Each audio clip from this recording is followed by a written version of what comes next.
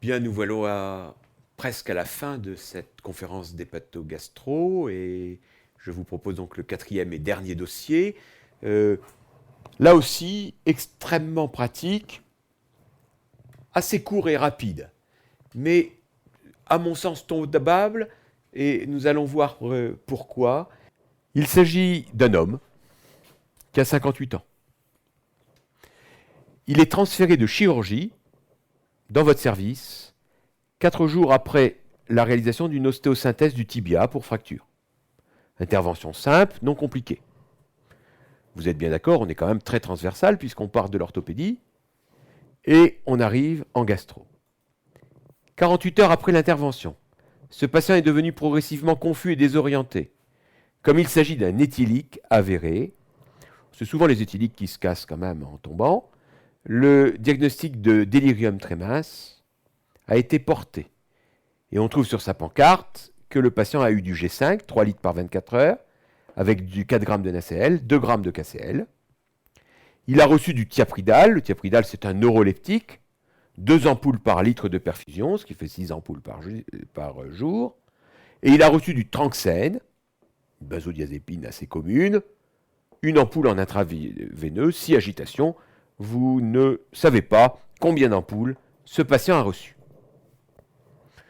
Tout cela, ça se tient bien. Le patient tombe, il est hospitalisé en orthopédie, il a une ostéosynthèse, il fait le DT au décours ou le pré-DT au décours. Ça, vous l'avez déjà vécu en tant qu'externe, vous le vivrez quotidiennement en tant qu'interne, y compris de chirurgie. Malgré ce traitement, l'état de ce patient ne s'est pas amélioré.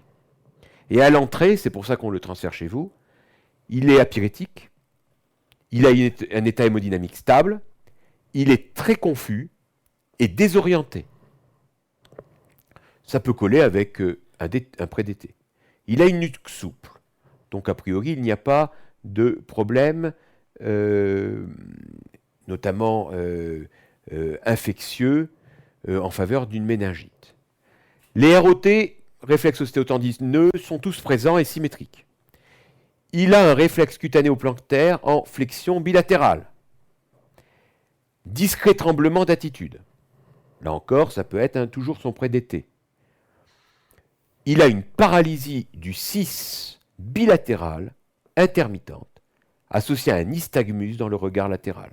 Donc il a un examen neurologique qui n'est pas normal, avec des signes de localisation en faveur d'un phénomène cérébelleux et d'une paralysie de l'oculomotricité, donc quelque chose qui se passe dans la fosse postérieure. Par contre, le reste est à peu près normal, hormis la confusion, la désorientation qui aurait pu être dans le pré-DT. Il a un ictère cutaneo-conjonctival. Il a une hépatosplénomégalie. Il a de multiples angiomes stellaires, une circulation veineuse collatérale, une matité des flancs, et il a eu un scanner cérébral qui se révèle sans anomalie. Êtes-vous d'accord avec le diagnostic posé en chirurgie? Pourquoi? Est-ce qu'il s'agit bien d'un pré-DT chez ce patient? Hormis le fait qu'on ne peut pas être d'accord avec ce qui s'est dit en chirurgie, la réponse est quand même non. Mais ce n'est pas la seule raison. La première raison, c'est qu'il n'y a pas d'élément en faveur d'un pré-DT. Il n'y a pas d'onirisme, il n'y a pas d'hallucination visuelle, il n'y a pas de zoopsie qui évoquerait ici un pré-DT. Le deuxième élément, c'est qu'il n'y a pas de signe d'hyperadrénergie. Or, un pré-DT qui dure entraîne systématiquement une hyperadrénergie, avec des sueurs, avec des tremblements, avec des trémulations linguales, avec une hypertension artérielle qui peut être parfois préoccupante, avec une tachycardie qui peut parfois entraîner des troubles du rythme sévères. Donc ici, on n'est pas d'accord avec un pré-DT ou un DT qui dure parce qu'il n'y a pas les éléments en faveur du diagnostic. Ensuite, il y a une existence de signes neurologiques qui sont absents en cas de pré-DT et qui sont présents ici, donc il ne s'agit pas d'un pré-DT. Enfin, le dernier élément, il n'y avait pas d'amélioration sous traitement. Pourtant, le traitement du pré-DT, c'est bien l'hydratation. Et il a reçu 3 litres d'eau par jour. Il a reçu un peu de benzodiazépine. On peut discuter les neuroleptiques dans le pré-DT. Je pense que ça n'est pas une bonne méthode de traiter le pré-DT avec des neuroleptiques. mais il a eu un bon traitement.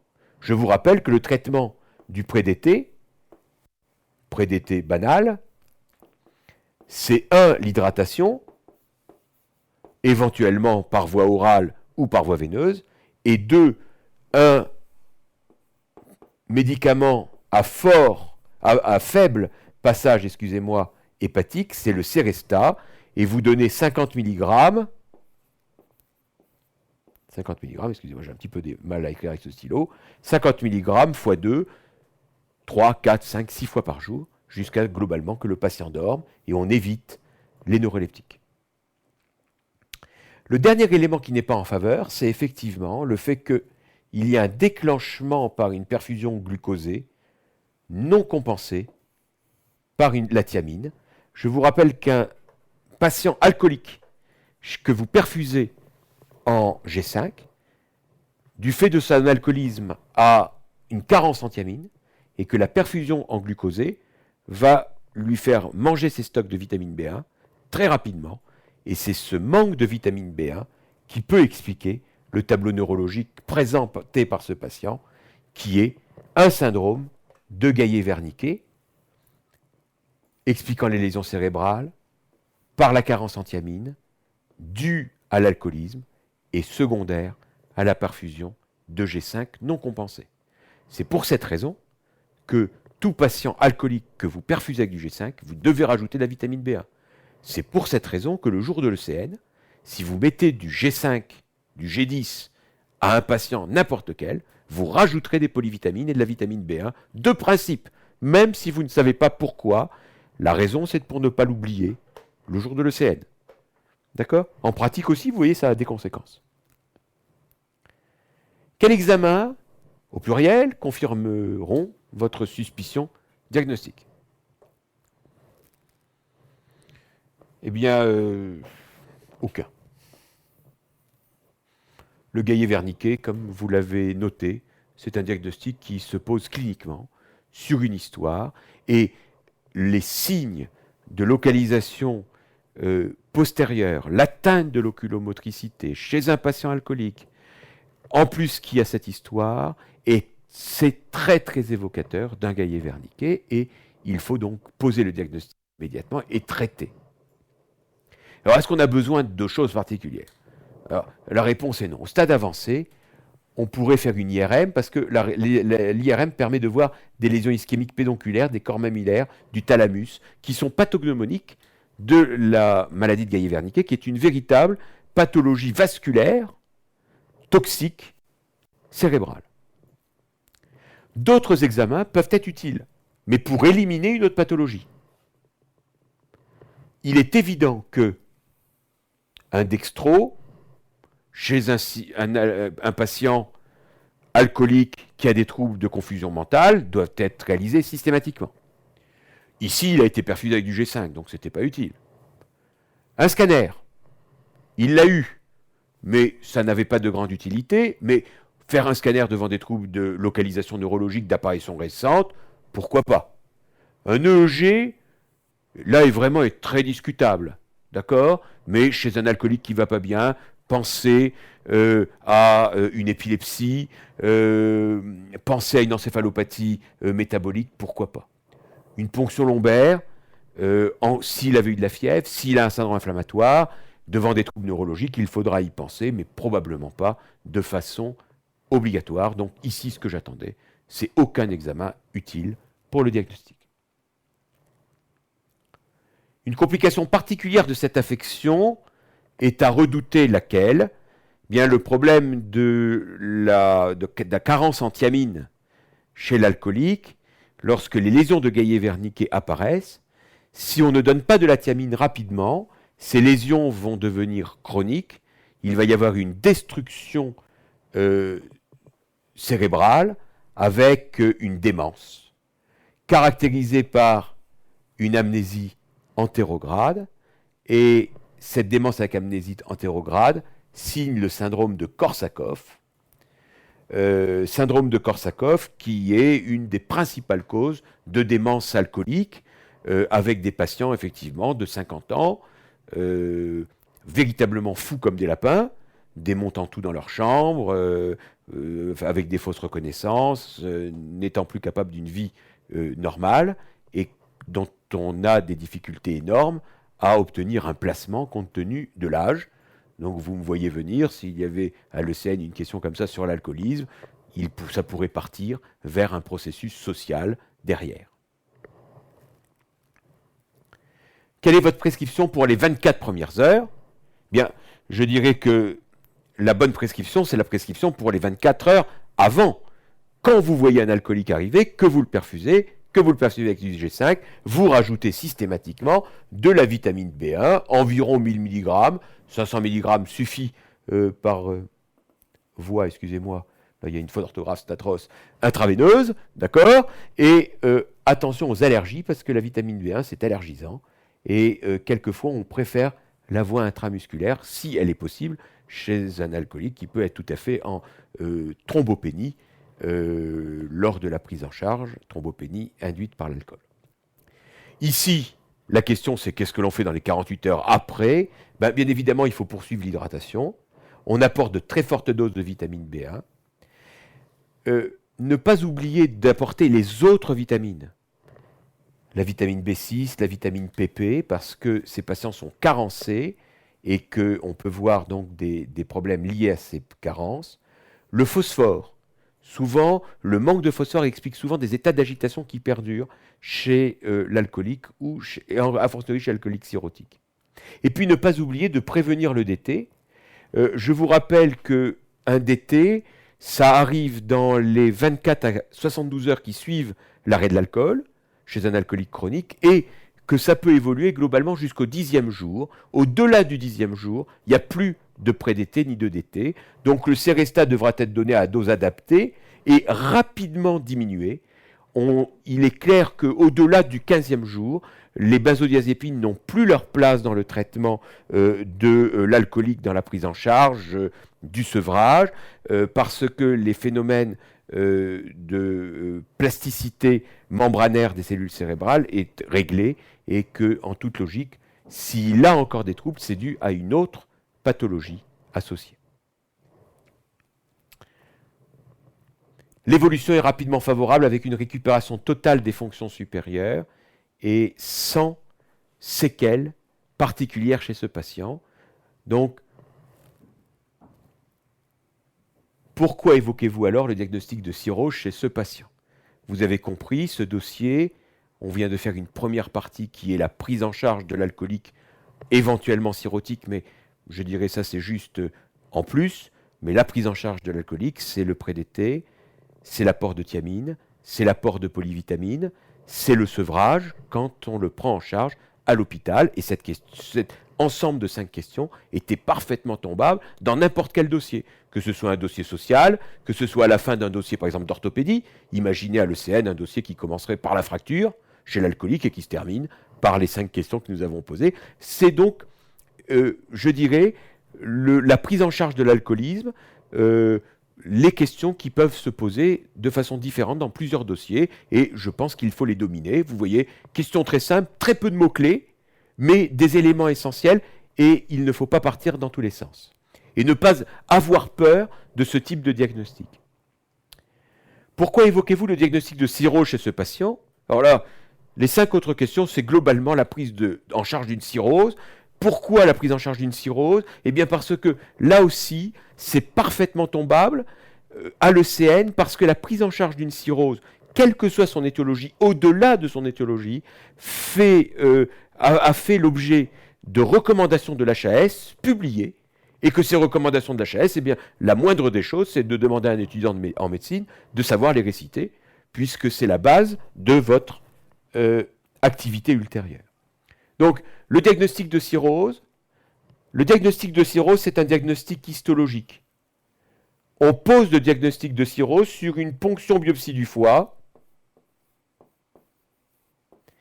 en retrouvant des nodules de régénération et de la fibrose disséquante. C'est ça le diagnostic de cirrhose. Sans histologie, vous n'avez quasiment pas le droit de parler de cirrhose. Alors vous n'avez pas le droit, mais pourtant tout le monde en parle. Et tout le monde en parle parce qu'on le suspecte.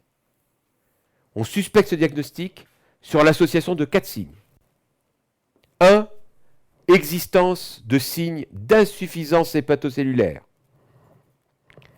Ictère, angiome stellaire, j'en passe. On pourrait revoir l'ensemble du syndrome d'insuffisance hépatocellulaire, clinique, biologique, mais ça ne fait pas l'objet directement de la conf. Il faut connaître le syndrome d'insuffisance hépatocellulaire. Deuxièmement, l'association de signes d'hypertension portale. Circulation veineuse collatérale, splénomégalie, varices œsophagiennes.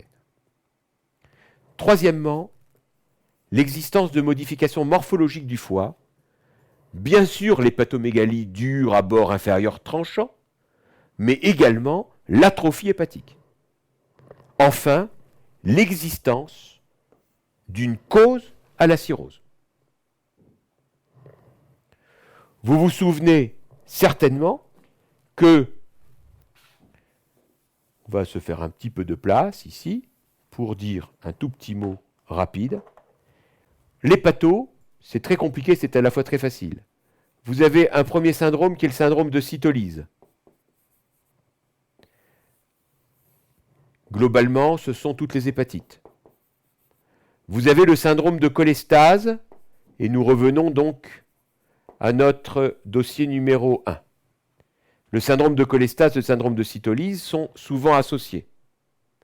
Syndrome de cytolyse et syndrome de cholestase envoient à des causes, cholestase extrahépatique, cholestase intrahépatique, mais peuvent se compliquer à n'importe quel moment d'un syndrome d'insuffisance hépatocellulaire.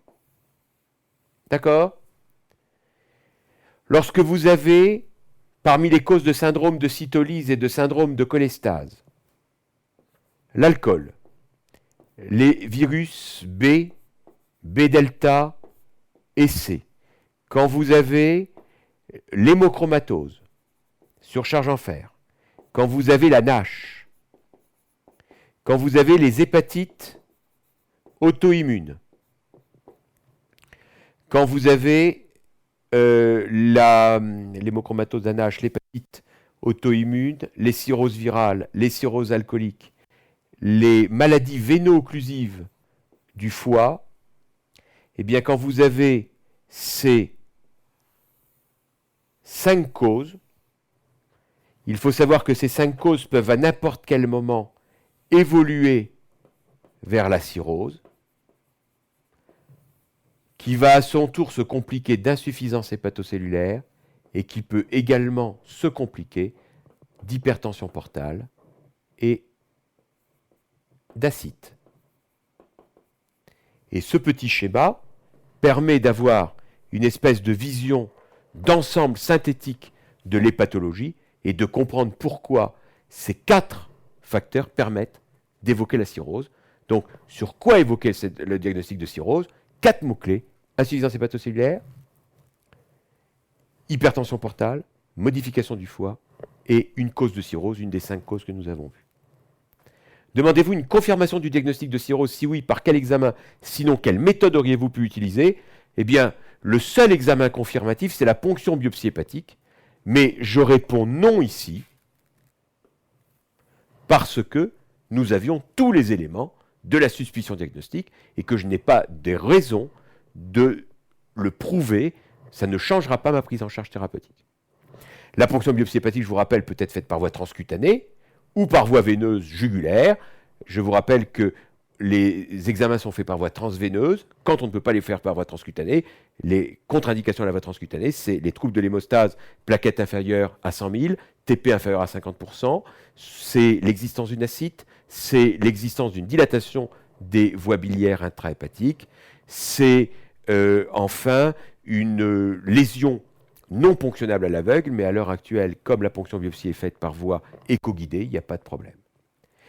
J'attire votre attention que le fibrotest ou le fibroscan, fibrotest c'est une méthode biologique d'évaluation de la fibrose. Le fibroscan c'est une méthode mécanique d'évaluation de l'élasticité du foie, donc de la fibrose, ne sont que des examens d'évaluation de la fibrose. Ils ne permettent pas d'évoquer le diagnostic de cirrhose, sauf si on retrouve une fibrose F4 dans le score Métavir utilisé dans les hépatites notamment. Il faut savoir que le FibroScan, pour l'instant, n'a pas d'indication d'utilisation en pratique, et que le fibrotest n'a qu'une seule indication, c'est l'évaluation de la fibrose dans l'hépatite C, à l'exclusion de tout autre.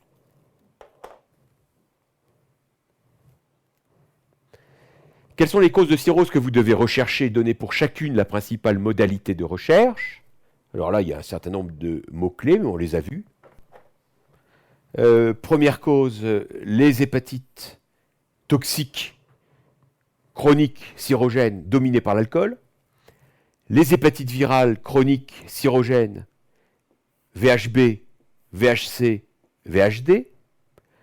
Les hépatites chroniques auto-immunes, cytolytiques de la femme jeune avec l'auto-immunité associée et les FAN positifs, les anticorps anti-musculis positifs, principalement anti-actines.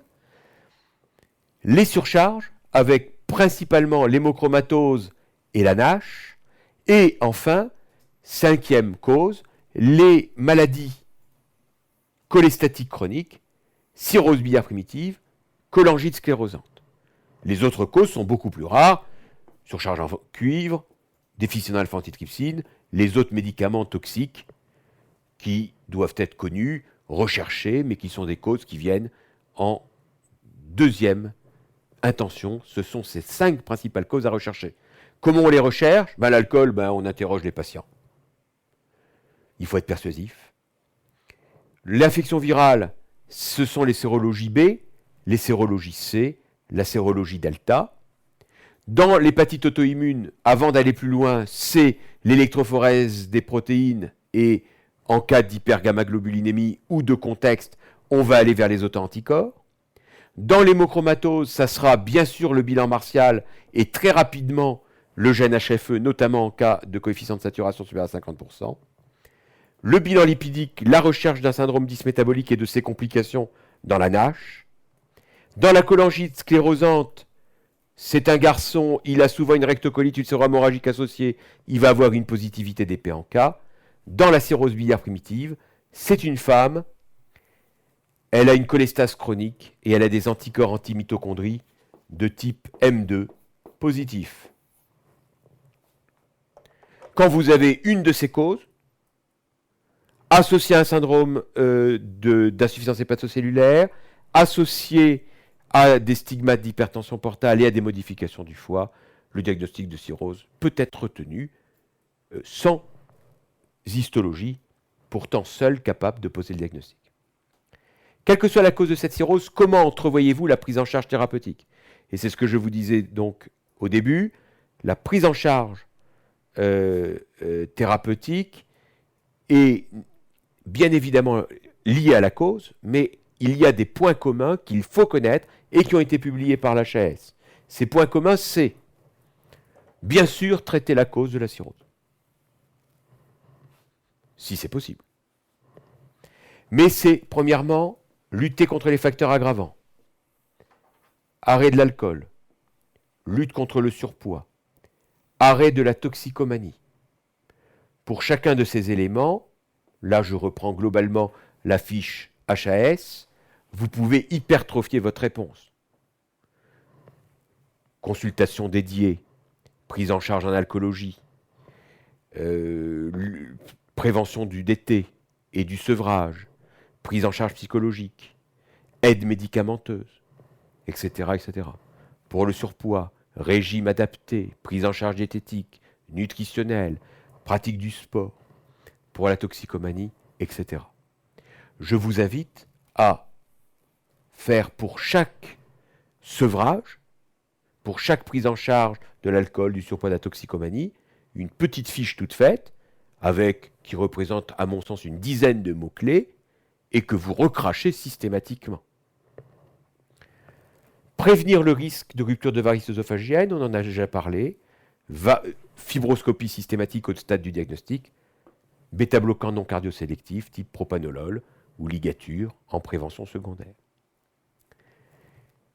Surveillance de l'échographie du foie et toute lésion focale hépatique doit être discutée en RCP, donner lieu à un dosage de l'alpha-fetoprotéine, et si on a un doute sur un SHC, cette lésion doit être prise en charge, comme on l'a vu précédemment. Plus, prévenir les infections, soins bucco-dentaires, vaccin antigrippal, vaccin antipneumococcique, vaccin anti-VHA, vaccin anti-VHB si le patient n'est pas porteur du VHB. Accompagnement du patient et de son entourage, association, réseau social, aide psychologique. Éviter toute thérapeutique médicale inutile et adaptation des doses. Vous avez ici tous les mots-clés qui sont la représentation de la fiche délivrée par l'HAS, à connaître et à recracher telle qu'elle. Quelle que soit la cause de cette cirrhose, comment entrevoyez-vous la surveillance d'une cirrhose? La surveillance d'une cirrhose est extrêmement stéréotypée. Elle fait également l'objet de recommandations. C'est un bilan biologique minimaliste et annuel. Le TP, un signe d'insuffisance hépatocellulaire. La bilirubine totale, là aussi un signe d'insuffisance hépatocellulaire. L'HAS ne limite pas. Vous pouvez tout à fait demander un bilan un peu plus complet une fois par an à votre cirrhotique, un bilan de cytolyse, un bilan de cholestase, un bilan classique avec la numération, etc.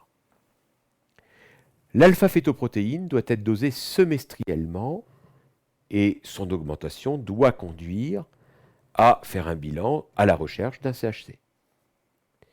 Dans tous les cas, parallèlement à l'alpha-fétoprotéine, une échographie hépatique devra être faite de façon semestrielle et cette échographie, là aussi, doit répondre à un cahier des charges très particulier dicté par l'HAS.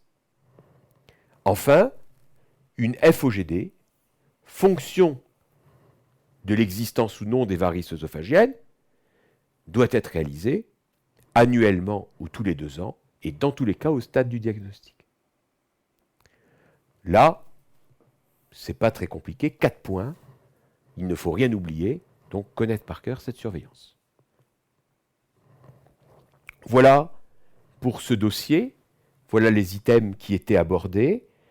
Comme je vous l'ai dit, l'intérêt de ce dossier, c'est que on peut prendre indépendamment les 5 premières questions et les 5 suivantes et l'associer à d'autres dossiers de l'ECN, mais ça peut faire l'objet de 5 questions qui peuvent tomber quasiment comme ça, et du moins dans lesquelles les réponses, les mots-clés doivent être connus et recrachés.